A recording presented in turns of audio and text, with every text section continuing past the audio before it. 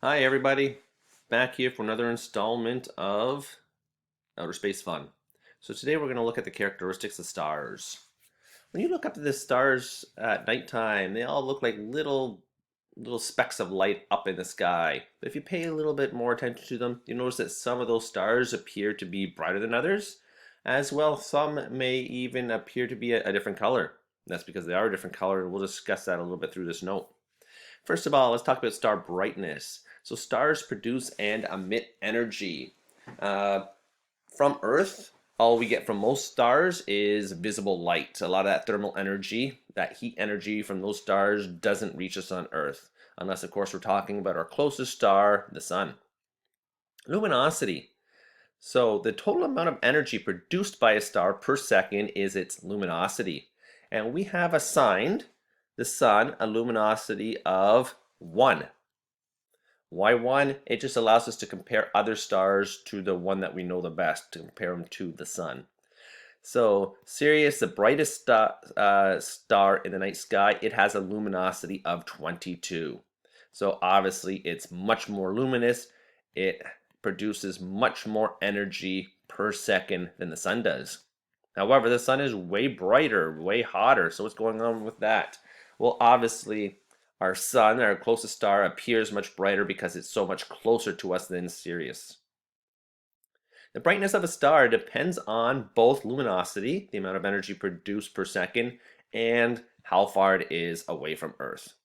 And so we measure stars' brightness two different ways, apparent and absolute magnitude. So first of all, apparent magnitude. This is the brightness of stars in the night sky as they appear from Earth. So when you look up into the sky and say, well, that star looks way brighter than that star, that's apparent magnitude. Now, brightest stars have lower values. Why, I don't know. And dimmer stars have higher values. So you can see here that the sun is a minus 27. Very, very bright. And it's very, very bright because it's very, very close to us. Only 150 million miles away. But that's much, much closer than some stars, which are millions or billions of light years away.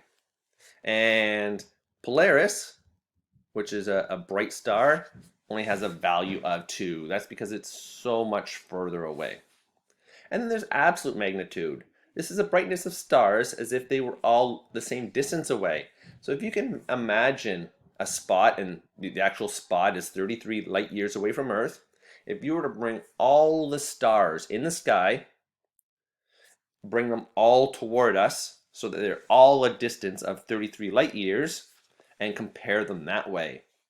So if we do that, the sun has a value of 4.8, and Polaris now has a value of minus 3.6. So Polaris is, remember, lower values are brighter. Polaris is actually much brighter than the sun. When you are looking in the sky using apparent magnitude, the sun looks brighter. But if you were to put the sun and Polaris right beside each other, Polaris would be much brighter. Star color. There's a relationship between the temperature of the star and its color.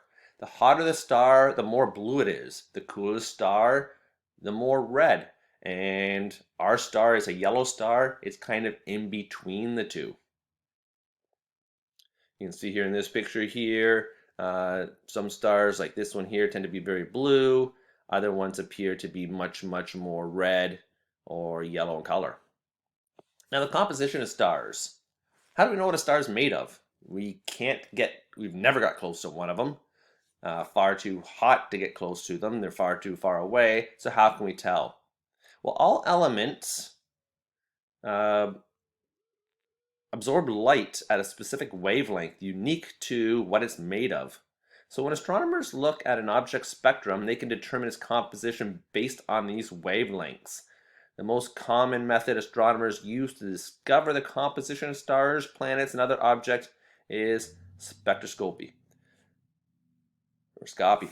So basically, by analyzing the wavelength of the light coming from these objects, we can compare them to known databases and we can tell what stars are made of and what elements are present, as each star has its own unique spectrum. The mass of a star. So mass is kind of like the weight of a star. The mass of our closest star, the sun, the solar mass, is used to compare to the masses of other stars. Stars range from 0.08 solar masses, so very small, to over 100 solar masses. And the mass of a star isn't always reflective of its size. And the larger the star, the shorter its lifespan. So there we go. Characteristics of stars, ladies and gentlemen.